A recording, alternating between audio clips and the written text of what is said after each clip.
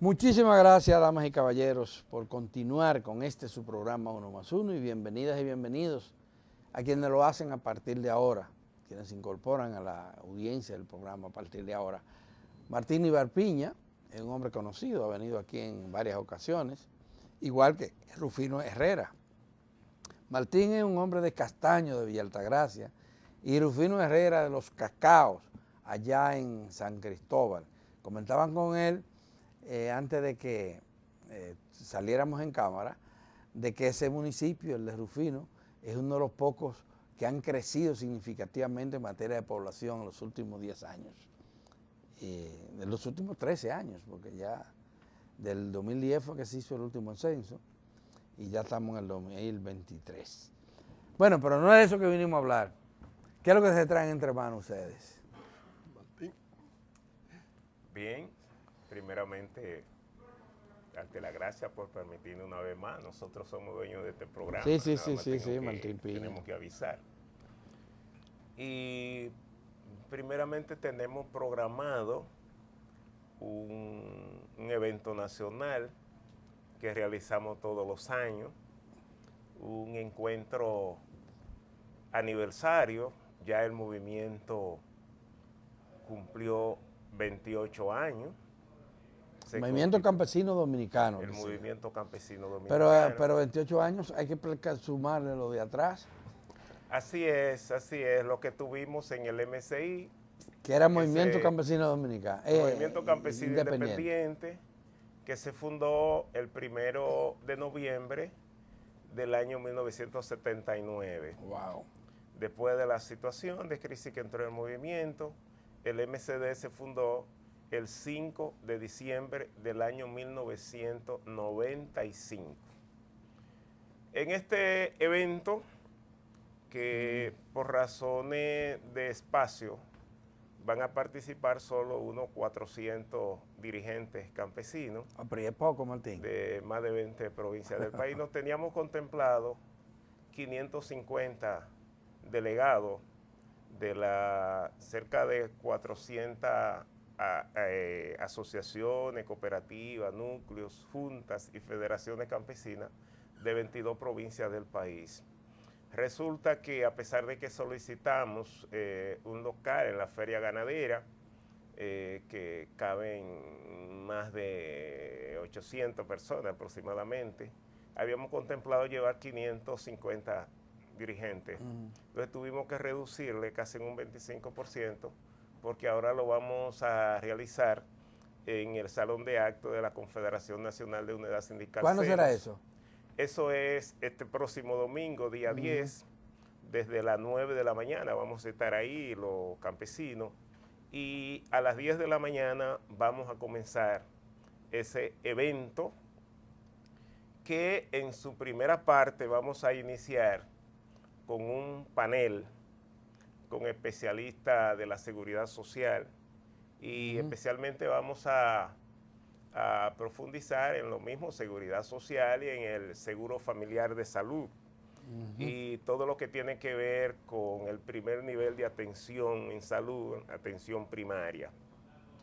En ese panel van a participar los especialistas Pero Luis Castellano, Maricela Duval, y también vamos a tener con ellos al dirigente sindical, el líder sindical, Rafael Abreu, Pepe, y es en la Juan Erazo número 14, y luego vamos a continuar con una serie de actividades que más bien son festivas. No se trata solo de venir a denunciar y quejarnos, sino también un compartir con los dirigentes, que muchas veces nos vemos ya algunos anualmente.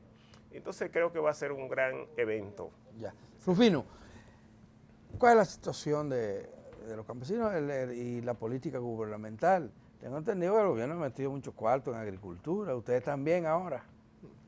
¿Cuál es la situación? Bueno, en realidad es cierto, hay mucho dinero para el campo. El Banco Agrícola, por ejemplo, tiene dinero. En el Banco Agrícola. Y en sentido general hay un ambiente positivo en el campo, en el sector agropecuario. Perdón, cuando hablamos del sector agropecuario en sentido general. Ahora, dentro de ese sector agropecuario ha habido un sector que ha ido perdiendo espacio y es el sector de las pequeñas unidades productivas, que algunos le dicen agricultura familiar, pero en sentido son pequeños y medianos agricultores.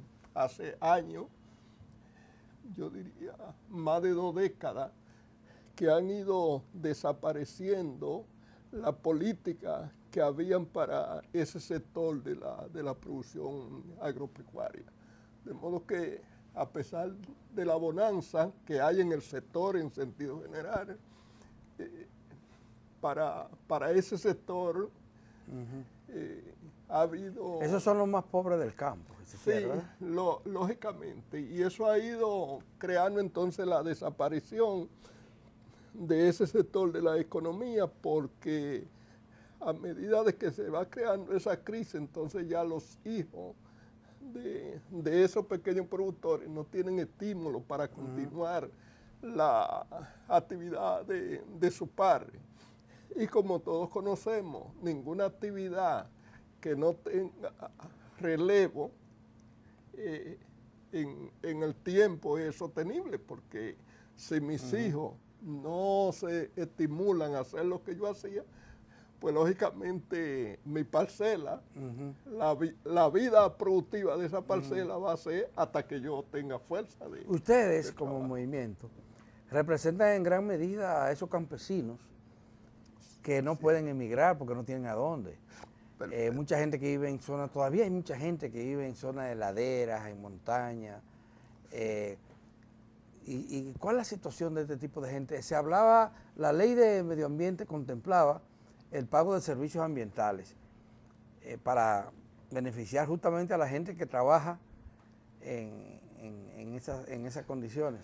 Bueno, incluso se creó una ley, la ley 1844. Es una ley especial para eso. Especial, porque aunque la ley 6400 lo contemplaba, pero no tenía como mucha claridad y crearon una ley para eso. Pero esa ley se promulgó en el 18 y todavía ni siquiera el reglamento para que pueda funcionar se ha podido aprobar por las contradicciones que hay entre las diferentes instituciones del sector. ¿Cuáles son esas instituciones que tienen contradicciones? Medio ambiente, agricultura, incluso Indocafé, esas instituciones y el Ministerio de Economía, que también tiene que ver con tiene esto. que ver con... Pero cuando estamos hablando de incentivos o de distribución de la riqueza que se produce, porque el agua nace en las cuencas hidrográficas y hay muchas zonas, pues la mancha de bosque que hay es gracias a que debajo hay café, por ejemplo, o algún cultivo. Sí, bueno, el café y el cacao son los dos cultivos por naturaleza reforestador, porque para producir café primero hay que tener sombra y cacao menos, pero hay que tener. Y la verdad es que ha habido un proceso de desarticulación de esa comunidad de cafetalera.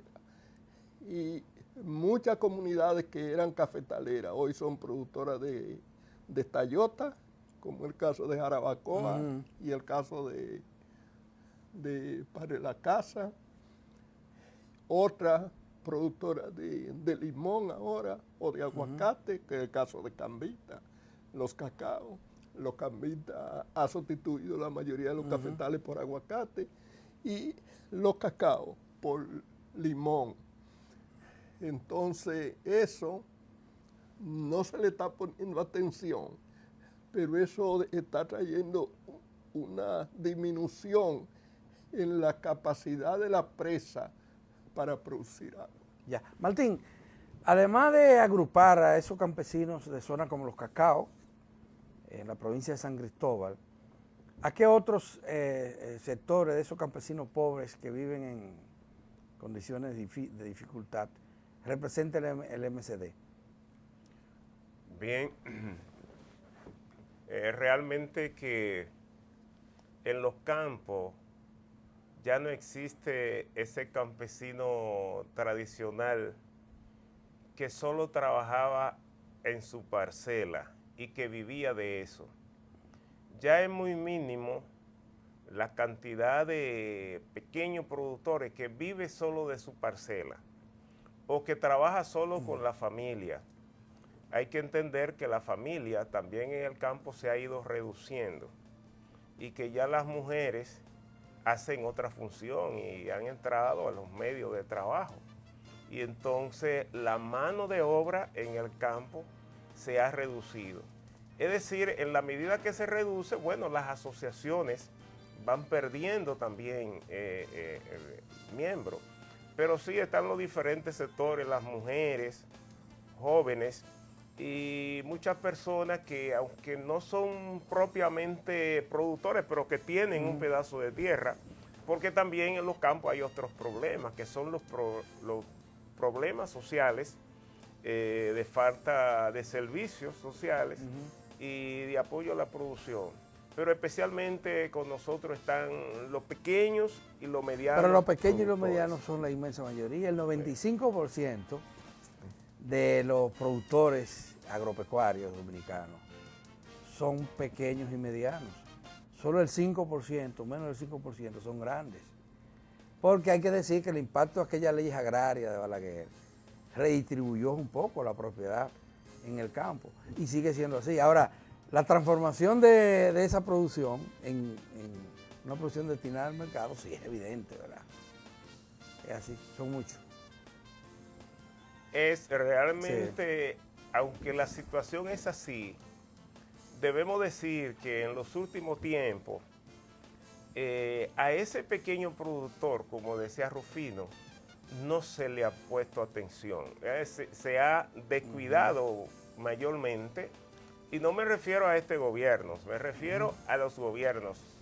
Y entonces los que dirigen las instituciones del sector agropecuario, especialmente ahora, son los grandes empresarios agrícolas. Y parece ser que no le importa mucho a ese pequeño productor, porque definitivamente no hay política. Si tú vas a buscar cuál es la política que tiene agricultura para ese pequeño agricultor, realmente hay dinero en el Banco Agrícola, pero las condiciones que establecen para hacer los financiamientos con las normas prudenciales, que ya el Banco Agrícola no puede dar ese financiamiento con las facilidades que se hacía anteriormente, eso impide que por la falta de garantía que exigen el banco, que muchos productores, a pesar de que hay dinero, podamos ser sujetos. Martín, se nos acabó el tiempo. Rufino, Bueno, se nos acabó el tiempo. eso es el que- Gracias por haber venido y éxito en el encuentro del domingo, hay que recordarlo. El domingo en la sede de las centrales sindicales. Eso está en la calle Juan Erazo, Número 14. número 14. Villajuana.